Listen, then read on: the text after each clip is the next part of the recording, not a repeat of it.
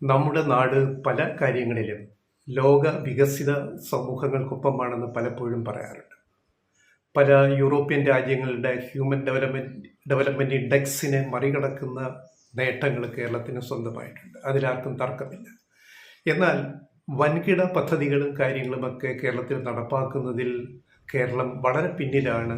ഭരണ സംവിധാനവും രാഷ്ട്രീയ സംവിധാനവും ബ്യൂറോക്രസിയും പോരാ എന്നിങ്ങനെ പല തരം വിമർശനങ്ങൾ ഉയരാറുണ്ട്. അതിൽ കുറേയൊക്കെ വസ്തുതകൾ ഇല്ലാതില്ല.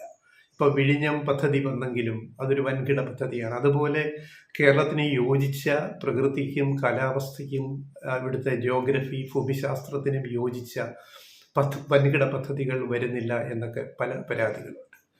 അങ്ങനെ കേരളം ഒരു മാതൃക, കേരള മോഡൽ ഈ പറയുന്ന ആരോഗ്യം, വിദ്യാഭ്യാസം, സാമൂഹിക ക്ഷേമം തുടങ്ങിയ രംഗങ്ങളിൽ ആയുർദൈർഘ്യം, അതുപോലെ ഇൻഫൻറ്റ് മോർട്ടാലിറ്റി റേറ്റ്, ശിശുമരണ നിരക്ക് ഏറ്റവും കുറവ്, ദൈർഘ്യം വളരെ കൂടുതൽ, അതുപോലെ ജനസംഖ്യാ നിയന്ത്രണം, അങ്ങനെ ഒട്ടേറെ കാര്യങ്ങളിൽ കേരളം പല ലോക രാജ്യങ്ങൾക്കും മാതൃക തന്നെയാണ്. പക്ഷെ വൻകിട എന്ന് പറഞ്ഞിട്ട് ഇങ്ങനെ ഒരു ആക്ഷേപം പലപ്പോഴും പലരും ഉന്നയിക്കുന്നുണ്ട്. എന്നാൽ കേരളത്തിൽ നടക്കുന്ന ചില നിശബ്ദ വിപ്ലവങ്ങൾ ആരും അറിയാതെ പോകുന്നു.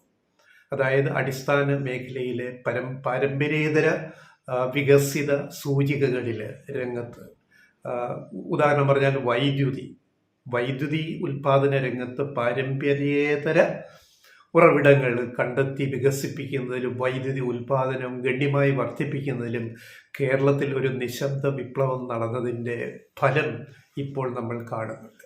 പക്ഷെ ഇതൊന്നും മാധ്യമങ്ങൾ ഒന്നും കാര്യമായിട്ട് ചർച്ച ചെയ്ത് കാണുന്നില്ല. ഞങ്ങൾ പറഞ്ഞു വരുന്നത് സോളാർ എനർജി ഉൽപാദന രംഗത്ത് കേരളം കഴിഞ്ഞ കുറേ നാളുകൾ കൊണ്ട് ഒരു വൻ കുതിച്ചുചാട്ടമാണ് നടത്തിയിരിക്കുന്നത്. അതിൽ ഗവൺമെൻറ്റിൻ്റെ പിന്തുണയും പ്രത്യേകിച്ച് ഇപ്പോഴത്തെ ഇടതുപക്ഷ സർക്കാരിൻ്റെ, പിണറായി സർക്കാരിൻ്റെ പിന്തുണയും പ്രോത്സാഹനവുമൊക്കെ ആയിട്ട് പുരപ്പുറ വൈദ്യുതി ഉൽപാദനം ഉൾപ്പെടെ സോളാർ പാനലുകൾ വീടിന് മുകളിൽ മേൽക്കൂരയിൽ സ്ഥാപിച്ചിട്ടുള്ള വൈദ്യുതി ഉൽപാദനം തന്നെ ഒരു വലിയ മുന്നേറ്റം ആ രംഗത്ത് കേരളം കൈവരിച്ചിരിക്കുന്നു. ഏറ്റവും ശ്രദ്ധിക്കപ്പെടുന്ന ഒരു കാര്യം എന്ന് പറയുന്നത് അടുത്ത വർഷം കൊണ്ട് 2025 ഇപ്പോഴത്തെ വളർച്ചാ നിരക്ക് നോക്കിയാൽ കേരളം, അതായത് ഹൈഡൽ പ്രോജക്റ്റുകളുടെ നാടായ കേരളം, വെള്ളത്തിൽ നിന്നും ജലത്തിൽ നിന്നും വൈദ്യുതി ഉൽപ്പാദിപ്പിക്കുന്നതിൽ വൈദ്യുതി ഉൽപാദനത്തിൽ ഏറെ മുന്നിൽ നിൽക്കുന്ന കേരളത്തെ മറികടന്നുകൊണ്ട് അടുത്ത വർഷം സോളാർ എനർജി ഉൽപാദനം ചരിത്രം കുറിക്കാൻ പോവുകയാണ്. അതായത് കേരളത്തിൽ ഉൽപ്പാദിപ്പിക്കുന്ന ജലവൈദ്യുതിയേക്കാൾ കൂടുതൽ വൈദ്യുതി അടുത്ത വർഷത്തോടെ, ഒരു വർഷത്തിനുള്ളിൽ കേരളം ഉൽപ്പാദിപ്പിച്ചിരിക്കും. അതിൻ്റെ ഏറ്റവും പുതിയ കണക്കുകളാണ് ഈ വീഡിയോയിൽ പറയാൻ ഉദ്ദേശിച്ചത്. പലരും ഇത്തരം കാര്യങ്ങളൊന്നും ചർച്ച ചെയ്യാനേ താല്പര്യപ്പെടാറില്ല. പക്ഷേ ഞങ്ങൾ അത്തരം വിഷയങ്ങൾ പലപ്പോഴും ഉന്നയിക്കാറുണ്ട്. വികസനോന്മുഖ മാധ്യമ പ്രവർത്തനം, അല്ലെ ജേർണലിസം എന്ന് പറയുന്ന ഒരു കാര്യത്തിൽ ഈ കണക്കുകൾ നോക്കുക. നമ്മുടെ ഇപ്പോഴത്തെ വൈദ്യുതി ഉൽപ്പാദനത്തിൽ വൈദ്യുതിയുടെ പങ്ക് എത്രയാണ്? നമുക്കറിയാം, ഇടുക്കി, ശബരിഗിരി, അങ്ങനെ ഒട്ടേറെ ചെറുതും വലുതുമായ ജലവൈദ്യുത പദ്ധതികൾ കേരളത്തിലുണ്ട്. ഏറ്റവും ചെലവ് കുറഞ്ഞ വൈദ്യുതിയായി ജലവൈദ്യുതി പരിഗണിക്കപ്പെട്ടു വന്നിരുന്ന സ്ഥാനത്ത് അതിനേക്കാൾ ചെലവ് കുറഞ്ഞ വൈബിളായിട്ട് സോളാർ എനർജി, സൂര്യപ്രകാശത്തിൽ നിന്നും വൈദ്യുതി ഉൽപ്പാദിപ്പിക്കാൻ കഴിയുമെന്ന് കേരളം തെളിയിച്ചുകൊണ്ടിരിക്കുകയാണ്. നമുക്കറിയാം, കൊച്ചിൻ സിയാൽ വിമാനത്താവളം പൂർണ്ണമായും പ്രവർത്തിക്കുന്നത് സോളാർ എനർജിയിലൂടെയാണ്. മിച്ചം വരുന്നത് അവർ KSEBക്ക് കൊടുക്കുകയും ചെയ്യുന്നു. അതേപോലെ ഇപ്പം ജലവൈദ്യുത പദ്ധതിയിൽ നമ്മുടെ സ്ഥാപിത ശേഷി, നിലവിലിപ്പെടുത്ത ശേഷി 2900 മെഗാവാട്ടാണ്. 2900 മെഗാവാട്ടാണ്. അപ്പോൾ വൈദ്യുതി ഉൽപാദനം സോളാറിൽ നമ്മൾ എവിടത്തിൽ നിൽക്കുന്നു? ജലവൈദ്യുതിയാണ് പറഞ്ഞത്. അതിൻ്റെ സ്ഥാപിത ശേഷി ഇടുക്കി, ഏറ്റവും വലിയ പ്രധാന 4 പ്രോജക്റ്റുകൾ, കേരളത്തിലെ ജലവൈദ്യുത പ്രോജക്റ്റുകൾ, ഇടുക്കി 780 മെഗാവാട്ട് ശേഷി, ശബരിഗിരി 340 മെഗാവാട്ട് ശേഷി, കുറ്റ്യാടി 225 മെഗാവാട്ട് ശേഷി, ലോവർ പെരിയാർ 180 മെഗാവാട്ട് ശേഷി. ഇങ്ങനെ 4 പ്രധാന ജലവൈദ്യുത നിലയങ്ങളാണ് കേരളത്തിലുള്ളത്.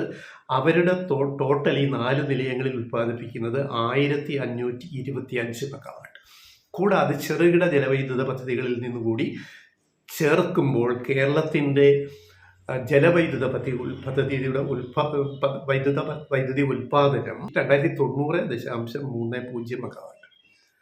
വൈദ്യുതി നിലയങ്ങളിൽ നിന്നും കേരളം ഉൽപ്പാദിപ്പിക്കുന്ന ആകെ വൈദ്യുതി 2090.30 മെഗാവാട്ടാണ്. എന്നാൽ ഈ കഴിഞ്ഞ നവംബറിലെ കണക്ക് നോക്കുമ്പോൾ സോളാർ എനർജി എവിടെ എത്തിയിരിക്കുന്നു, സൂര്യോർജം എവിടെ എത്തിയിരിക്കുന്നു, 1350 മെഗാവാട്ടാണ്. നവംബറിൽ കേരളത്തിലെ സോളാർ എനർജിയുടെ ഉൽപ്പാദനം 1350 മെഗാവാട്ട്. ആലോചിക്കണം, എന്തൊരു പുരോഗതി, കുതിച്ചു ചാട്ടമാണ് സോളാർ എനർജി ഉൽപ്പാദനത്തിൽ കേരളം കൈവരിച്ചിരിക്കുന്നത്. 1.70, അതായത് 1,70,70,000 വീടുകളിൽ ഉപഭോക്താക്കൾ സോളാർ പാനൽ സ്ഥാപിച്ചു കഴിഞ്ഞു. അങ്ങനെ പ്രതിദിന ഉൽപ്പാദനം തന്നെ 50 ലക്ഷം യൂണിറ്റിലെത്തി നിൽക്കുന്നു സോളാർ എനർജിയുടെ. ഈ വളർച്ചാ തോത് വെച്ച് കണക്ക് കൂട്ടിയാൽ അടുത്ത വർഷം നമ്മൾ ജലവൈദ്യുത പദ്ധതിയുടെ സ്ഥാപിത ശേഷിയായ 2090 മെഗാവാട്ടിനല്ല 2000 മെഗാവാട്ടിനെ മറികടന്ന് സോളാർ എനർജി ഉൽപ്പാദനം 1ാം സ്ഥാനത്തെത്തും. അതായത് കേരളത്തിൽ ഏറ്റവും ഉൽപ്പാദിപ്പിക്കുന്നത് ഇനി സോളാർ എനർജിയാണ്. കാരണം വനം വെട്ടിത്തെളിച്ച് പുതിയ ജലവൈദ്യുത പദ്ധതികളൊന്നും ഇനി വരാൻ സാധ്യതയില്ല. അതിനൊക്കെ ധാരാളം തടസ്സങ്ങളുണ്ട്. പരിസ്ഥിതി അനുമതി കിട്ടത്തില്ല. അതിരിപ്പള്ളി നമുക്കറിയാം, അത് കോൾഡ് സ്റ്റോറേജിലായി. അപ്പോൾ ഇനി ജലവൈദ്യുത പദ്ധതികളുടെ സാധ്യതകൾ കേരളത്തിൽ കുറയുകയാണ്. വനം വെട്ടിത്തെളിച്ച് നമുക്ക് മുന്നേറാൻ ജലവൈദ്യുതി എടുക്കാൻ കഴിയില്ല. പുഴകളിൽ, നദികളിൽ അണക്കെട്ട് കെട്ടി അതൊന്നും നടക്കുന്ന കാര്യമില്ല. അപ്പോൾ ഇതാണ് ഇനി അത് ഭാവി. സോളാർ എനർജിയുടെ ഈ ഉൽപ്പാദന നിരക്കനുസരിച്ച് നമ്മൾ 1ാം സ്ഥാനത്തേക്ക് എത്താൻ പോവുകയാണ്. ഇത്തരം കാര്യങ്ങളിൽ 2 കാര്യങ്ങളാണ് ഇപ്പോൾ വൈദ്യുതി പലരും വീടുകളിൽ ഉൽപ്പാദിപ്പിക്കുന്ന സോളാർ വൈദ്യുതി പലരും KSEBിയുടെ ഗ്രിഡിലിട്ട് കൊടുത്തിട്ട് അതിൽ നിന്ന് വരുമാനം ഉണ്ടാക്കുന്നുണ്ട്. അപ്പോൾ സോളാർ എനർജി വീടുകളിൽ എടുക്കുമ്പോൾ അതിന് 2 രീതികളുണ്ട്. ഒന്ന് ഓൺലൈൻ സംവിധാനം, 2 ഓഫ്ലൈൻ ഗ്രിഡ്. ഓൺലൈൻ ഗ്രിഡും ഓഫ്ലൈൻ ഗ്രിഡുമാണ് 2 രീതികൾ. അപ്പോൾ ഇതിൽ ഓൺലൈൻ ഗ്രിഡിൽ എന്താണെന്ന് വെച്ചാൽ വൈദ്യുതി ഉൽപ്പാദനം നമ്മൾ സോളാർ പാനൽ ഉൽപ്പാദിപ്പിക്കുന്നത് KSEB ഗ്രിഡിലേക്ക് നേരിട്ട് കൊടുക്കുമ്പോൾ അതിൽ നിന്ന് നമ്മൾ ഇങ്ങോട്ട് വൈദ്യുതി എടുക്കുന്നത് KSEB ലൈനിൽ നിന്ന്. KSEB ലൈനിലേക്ക് നമ്മൾ വൈദ്യുതി കൊടുക്കുന്നു, വൈദ്യുതി അവിടെ നിന്ന് നമ്മൾ ഇങ്ങോട്ട് എടുക്കുന്നു. ഇങ്ങനെ ആകുമ്പോഴുള്ള ഒരു പ്രശ്നം എന്ന് പറയുന്നത് KSEB ലൈനിൽ കറണ്ട് പോയാൽ, വൈദ്യുതി പോയാൽ വീട്ടിലെയും വൈദ്യുതി വിച്ഛേദിക്കപ്പെടും ആ സമയം. അതൊഴിവാക്കാനാണ് ഓഫ് ഗ്രിഡ് പദ്ധതിയിൽ വീട്ടിൽ ബാറ്ററികൾ സ്ഥാപിച്ചിട്ട് ഈ സോളാർ എനർജി ബാറ്ററികളിൽ ശേഖരിച്ചിട്ട് കറണ്ട് പോകുമ്പോഴും അല്ലാത്തപ്പോഴും ഒന്നും നമ്മളെ ബാധിക്കാതെ കറണ്ട് വീട്ടിൽ ഉപയോഗിക്കാൻ സാധിക്കുന്നു. പിന്നെ കൂടുതൽ വൈദ്യുതി ഉപകരണങ്ങൾ സോളാർ എനർജിയിൽ പ്രവർത്തിപ്പിക്കേണ്ടത് പകൽ സമയങ്ങളിലാണ്. കാരണം പകൽ സൂര്യപ്രകാശത്തിൽ നിന്നാണ് സോളാർ വൈദ്യുതി ഉൽപ്പാദിപ്പിക്കുന്നത്.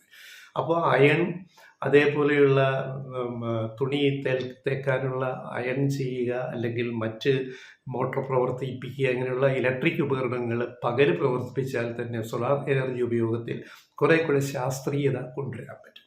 അപ്പോൾ ഇങ്ങനെ കുറേ കാര്യങ്ങൾ ഇല്ലാത്തതുണ്ട്. അപ്പോൾ എന്തായാലും കേരളത്തിൽ വലിയൊരു നിശബ്ദ വിപ്ലവം സോളാർ എനർജിയിൽ നടക്കുന്നു. 1ാം സ്ഥാനത്ത് സോളാർ എനർജി ഉൽപ്പാദനം എത്താൻ ഇനി അധിക നാളുകൾ വേണ്ട എന്നതാണ് ഏറ്റവും പുതിയ വിവരങ്ങൾ എന്ന് പറയുന്നത്. കേരളത്തിന് ഇതൊരു ശരാശരി ഒരു ദിവസം നമ്മുടെ ഗ്രിഡിലേക്ക് സോളാർ എനർജിയുടെ വിഹിതം എന്ന് പറയുന്നത് 30-35 മെഗാവാട്ട് ഗ്രിഡിലേക്ക് കയറ്റിവിടുകയാണ്. സോളാർ പാനലിൽ വീടുകളിലൊക്കെ ഇരിക്കുന്ന പാനലുകൾ ഓഫീസിലൊക്കെ സ്ഥാപിച്ചിട്ടുണ്ട്. അപ്പോൾ ഇത് ഏറ്റവും വലിയ ഒരു വിജയമായി, ഒരു മാതൃകയായിട്ട് നമുക്ക് നാളെ പറയാൻ പറ്റും കേരളത്തിൻ്റെ സോളാർ എനർജി മേഖല എന്ന് പറയുന്നത്.